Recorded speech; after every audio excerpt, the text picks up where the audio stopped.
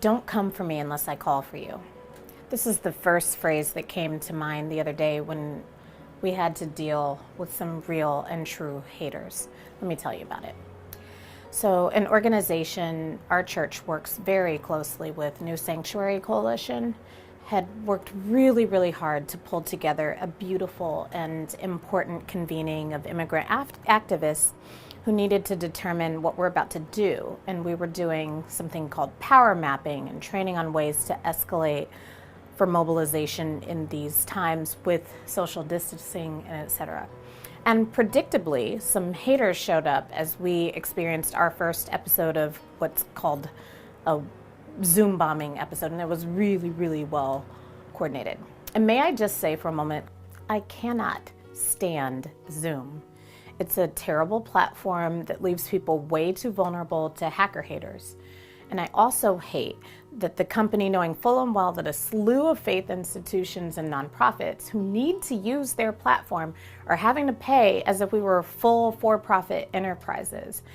And then for this call, these life-saving activists didn't have the most expensive package, which would have protected us better.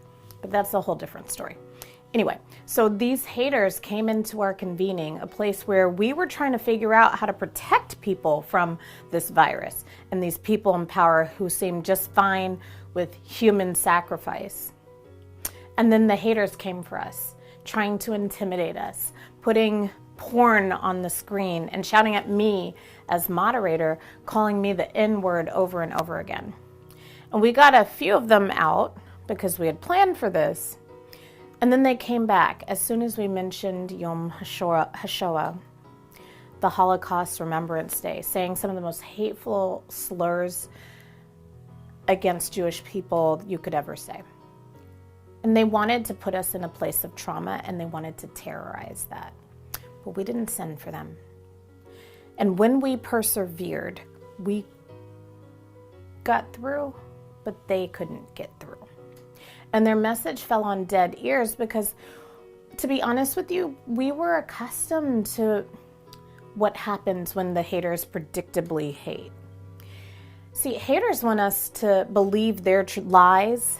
They want us to believe their lies as if they're the truth. They flood us with images and language of destruction as if it were our destiny. And they come at us. And if we're not careful, we believe their lies. Paul knew haters, the apostle. He knew them well. He knew how they would try to infiltrate and terrorize the communities that he had helped to birth and helped to grow through his love. And if you take a look at Ephesians, you see that we must no longer be tossed to and fro and blown about by every wind, by people's trickery, by their craftiness in deceitful scheming. The haters love to scheme against us and to toss us to and fro and to deceive us with their lies. And I don't know about you, but I'm sick of liars having a field day with our airwaves, our private spaces even, our psyches. We cannot let them in. You hear me? See the liars at the gate. See them knocking, trying to force their way in. See them trying to call you out of your name. See them trying to convince you that you're not worthy, that your life isn't worth protecting, that you're expendable. See them trying to toss you to and fro with their wickedness, their craftiness, their deceitful scheming. Then see God. See God who gifts us grace. Grace to discern the truth from the lies. Grace with the measure of the gifts we need to overcome the haters in this age-old story. Each of us was given grace according to Christ's gift. Not just some of us, each of us, all of us, which means, even perhaps inconveniently, that even the haters have been given some grace too.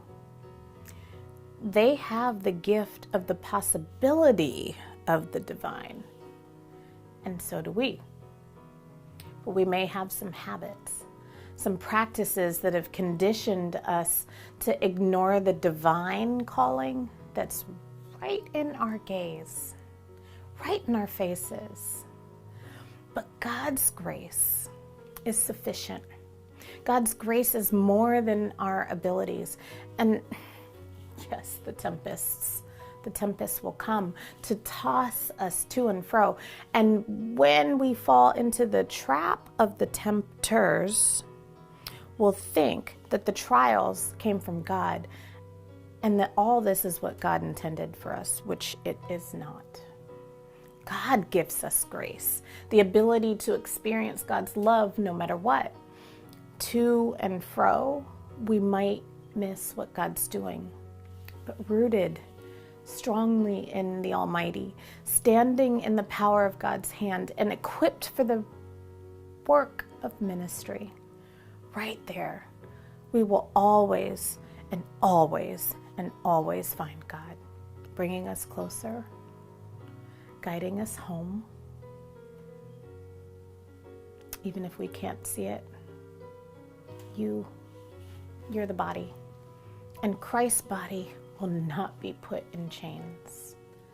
Though they will try to convince us that those shackles they're trying to put on us are ours, Jesus came so that captivity would be held captive, to bind up evil and say enough.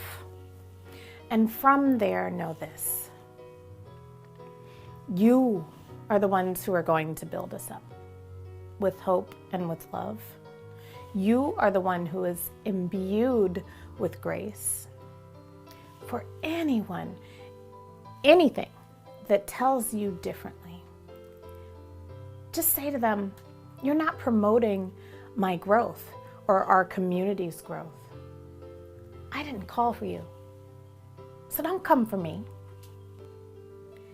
And then, with God, move on.